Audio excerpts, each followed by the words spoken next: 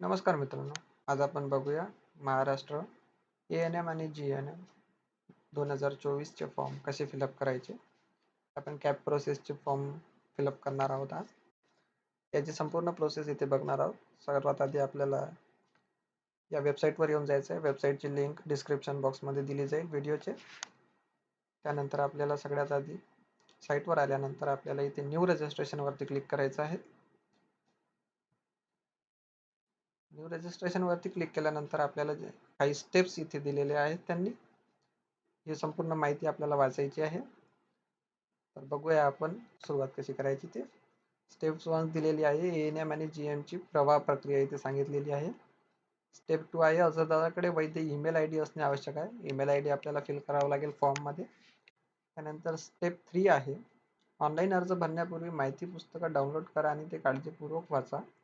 म्हणजे याच्यासोबत जे इन्फॉर्मेशन ब्राउचर जे आहे, जे माहिती पुस्तक आहे ते आपल्याला वाचायचं आहे. संपूर्ण वाचल्यानंतरच आपल्याला फॉर्मसाठी सुरुवात करायची आहे भरण्यासाठी. स्टेप 4 आपल्याला दिलेले आहेत की जे पासवर्ड आपल्याला मिळेल, पासवर्ड आणि युजर नेम ते आपल्याला लक्षात ठेवायचे. त्यामुळे आपल्याला पुढे जे आहे रजिस्ट्रेशन झाल्यानंतर लॉग इनसाठी त्याची गरज भासेल. त्यानंतर स्टेप 5 जी आहे ती आहे, कृपया लक्षात घ्या की उमेदवारांनी ऑनलाईन अर्ज भरताना काही चूक केली असेल तर ती या कार्यालयाद्वारे दुरुस्त करता येणार नाही. कार्यालय अशा फॉर्मसाठी कोणत्याही प्रकारची जबाबदारी घेणार नाही. तर इथे आपल्याला काळजीपूर्वक फॉर्म भरायचा आहे. एक वेळा फॉर्म फिलअप झाल्यानंतर पुन्हा तो एडिट होत नाही, एक वेळा सबमिट झाल्यानंतर. ठीक आहे. तर आपली जे शैक्षणिक पात्रता आणि निकष आहे त्या ब्राउचरमधून आपण वाचून घ्यायचे माहिती पुस्तकमधून. त्यानंतर येथे आपल्याला ईमेल ID आणि मोबाईल नंबर यूज होणार आहे, तो आपल्याला तयार ठेवायचा आहे. त्याच्यानंतर जो आपल्या पत्रव्यवहारासाठी अर्जदाराचा ईमेल ID आणि मोबाईल क्रमांक वापरला जाईल. त्यानंतर स्टेप 8 आहे, ऑनलाईन अर्ज भरण्यासाठी वरील सूचना वाचल्यानंतर आम्ही अर्जदाराने ऑनलाईन अर्ज प्रदर्शित करण्यासाठी पुढील बटनावर क्लिक कराल. म्हणजे इथे खाली जे बटन दिलेले आहे ते संपूर्ण वाचून झाल्यानंतर आपल्याला इथे जायचं आहे, यावर क्लिक करायचं आहे. ठीक आहे. तर काही महत्त्वाच्या बाबी आपण बघू. इथे आपल्याला पेमेंटसाठी काही सूचना दिलेल्या आहेत की आपण पेमेंट जी आहे रजिस्ट्रेशन फी जी आहे ते आपण क्रेडिट कार्ड, डेबिट कार्ड किंवा इंटरनेट बँकिंग याच्याद्वारे भरू शकतो.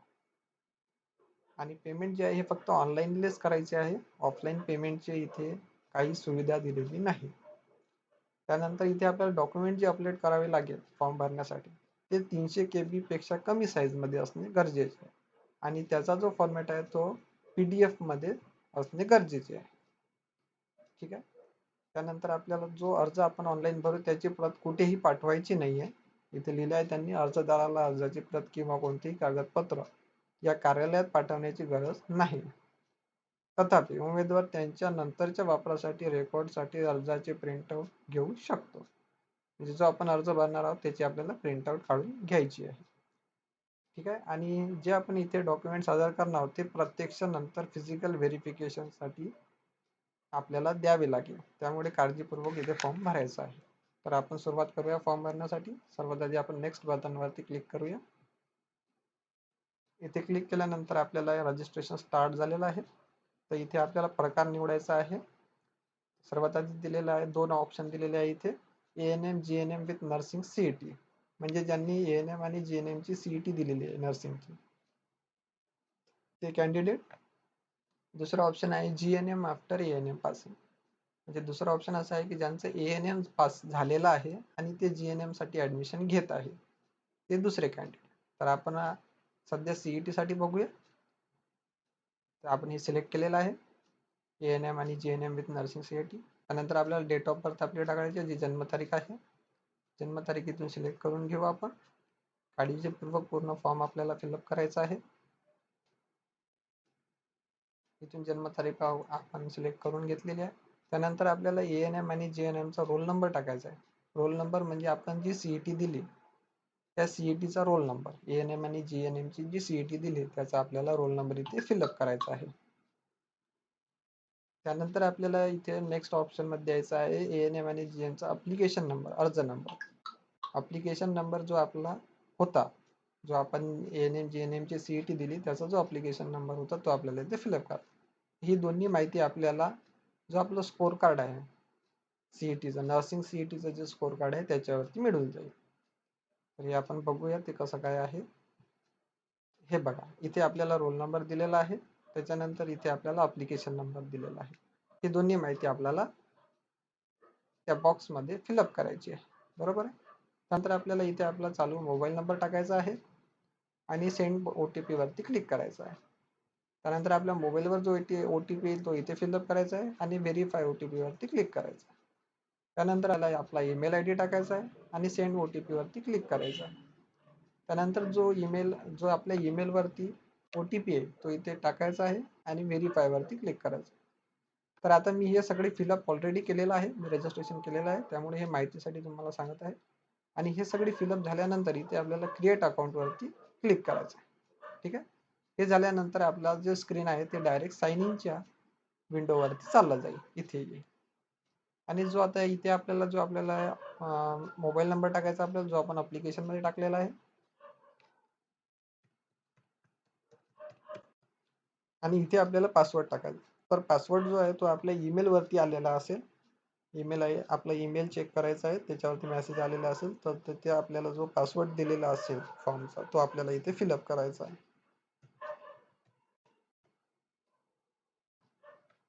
मी आता सध्या फिलअप करत आहे. पासवर्ड मी एंटर केलेला आहे आणि आता लॉग इन वरती क्लिक करत आहे. सध्या आता लॉग इन झालेलं आहे माझं. तर सध्या माझे 1 2 3 4 आणि 5 ह्याचे 5 स्टेप आहे, ह्या मी फिलअप केलेले आहे ऑलरेडी, त्यामुळे इथे कम्प्लीट दाखवत आहे. आणि 6 स्टेप पासून हे इनकम्प्लीट दाखवत आहे, आणि म्हणजे इथून मी फिलअप करायचा आहे, फॉर्म जो आहे तो पूर्ण भरायचा अजून बाकी आहे. तर आपण सुरुवातीपासूनच बघूया, स्टेप 1 पासून. स्टेप 1 वरती पर्सनल डिटेल येईल, इथे आपल्याला नाव येईल ऑटोमॅटिकली. त्यानंतर सिलेक्ट करायचं आहे की आपलं नाव चेंज झालेलं आहे का, येस किंवा नो. त्यानंतर फादर्स नेम टाकायचं आहे, वडिलांचे नाव, इथे आईचे नाव. आपला जेंडर सिलेक्ट करायचा आहे, male female. Date of birth आपण रजिस्ट्रेशनच्या वेळेस टाकलेली आहे. Mobile number, email ID same राहील. आणि ऑल्टरनेट कॉन्टॅक्ट नंबर असेल तर टाकू शकता, नसेल तर राहू देऊ शकता. आधार नंबर इथे फिलअप करायचा आहे. त्यानंतर आपला रिलीजन, धर्म सिलेक्ट करायचा आहे याच्यामधून. त्यानंतर जेंडर कन्फर्म करायचा आहे. ठीक आहे. त्यानंतर इथे आपल्याला ॲड्रेस टाकायचा, आपल्याला परमनंट पत्ता जो आहे आपला. आणि सेव्ह आणि नेक्स्ट वरती क्लिक करायचं.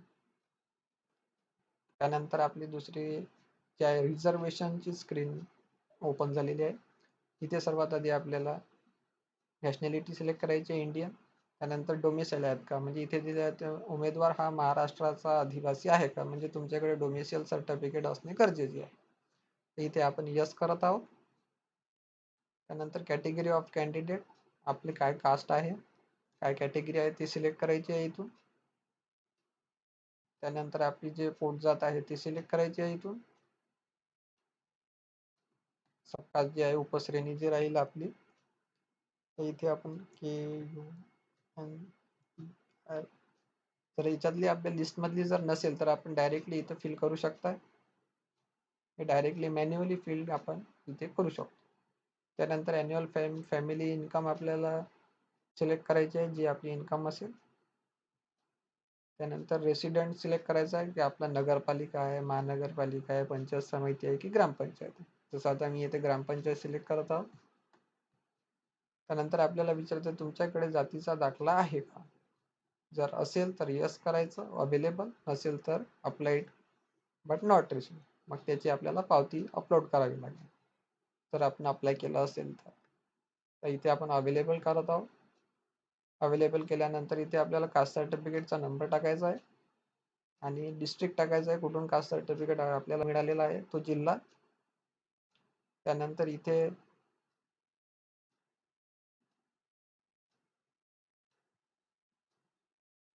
त्यानंतर आपल्याला इथे सिलेक्ट करायचं कास्ट व्हॅलिडिटी. आपल्याकडे जात वैधता प्रमाणपत्र आहे का, अवेलेबल असेल तर अवेलेबल करायचं. नसेल जर त्याची पावती असेल तर इथे करायचं अप्लाइड बट नॉट रिसिव्ड. तर सध्या माझ्याकडे अवेलेबल आहे, मी अवेलेबल सिलेक्ट करत आहे. त्यानंतर कास्ट व्हॅलिडिटीचा नंबर इथे टाकायचा आहे आपल्याला, आणि जिथून आपल्याला ज्या जिल्ह्यातून मिळालेली आहे कास्ट व्हॅलिडिटी तो जिल्हा सिलेक्ट करायचा आहे. त्याच्यानंतर येतोय आपला नॉन क्रिमिलियर. तुमच्याकडे नॉन क्रिमिलियर प्रमाणपत्र आहे का. जर असेल तर अवेलेबल आणि नसेल तर मग पावती, जर आपल्याकडे सबमिट केल्याची पावती असेल तर अप्लाइड बट नॉट रिसिव्ड म्हणून सिलेक्ट करायचं आहे. अवेलेबल सिलेक्ट केल्यानंतर आपल्याला नॉन क्रिमिनलचा नंबर टाकायचा प्रमाणपत्रात. त्याच्यानंतर जिल्हा आपल्याला सिलेक्ट करायचा आहे, जो ज्या जिल्ह्यातून आपल्याला नॉन क्रिमिलियर सर्टिफिकेट मिळालेला आहे तो जिल्हा. आणि त्यानंतर तारीख सिलेक्ट करायची, ज्या तारखेला आपल्याला प्रमाणपत्र मिळालं आहे ती तारीख. त्यानंतर तुम्ही दिव्यांग आहेत का, असेल तर यस, नसेल तर नो. उमेदवार अनाथ आहे का, असेल तर यस, नसेल तर नो. आणि तुम्ही अल्पसंख्याक कोट्याचा दावा करता, मायनॉरिटी कोटाचा आहे का, असेल तर यस, नसेल तर नो.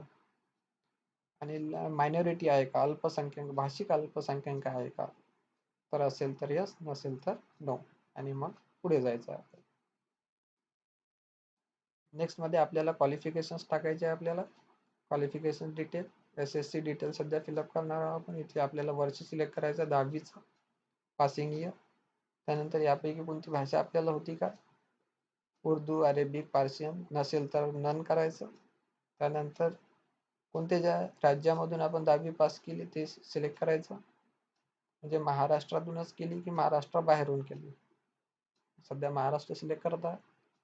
त्यानंतर डिस्ट्रिक्ट सिलेक्ट करायचं, जिथून आपण ज्या शाळेमधून पास झालेलो आहे 10वी त्या शाळेचा डिस्ट्रिक्ट.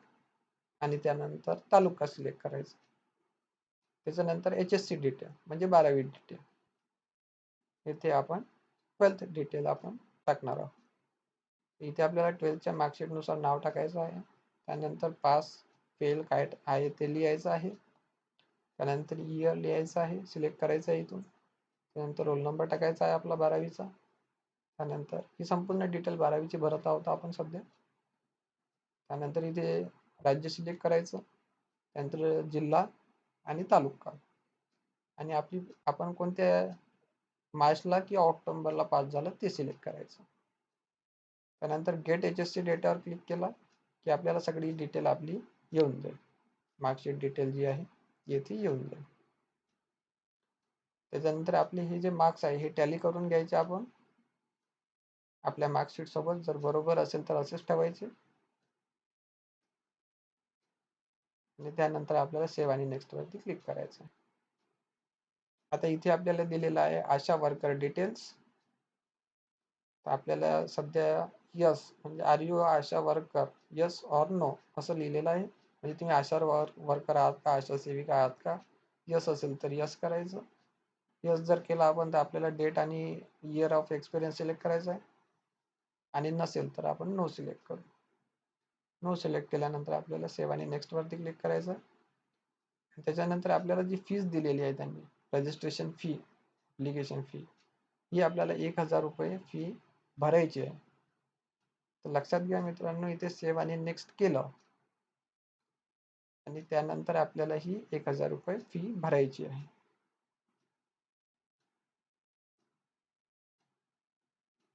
तर हे बघा, स्टेप 5 पर्यंत आपण आलेलो आहोत कंप्लीट.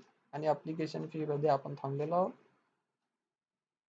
तर हा व्हिडिओ खूप लांब होणार आहे, त्यामुळे आता आपण ॲप्लिकेशन फी पासूनची नेक्स्ट जी प्रोसेस आहे डॉक्युमेंट अपलोड पर्यंतची, ही आपण पार्ट 2 मध्ये बघणार आहोत. व्हिडिओचा दुसरा भाग मध्ये बघणार आहोत आपण. ठीक आहे मित्रांनो, काही अडचण असल्यास आपण या व्हिडिओमध्ये कमेंट करू शकता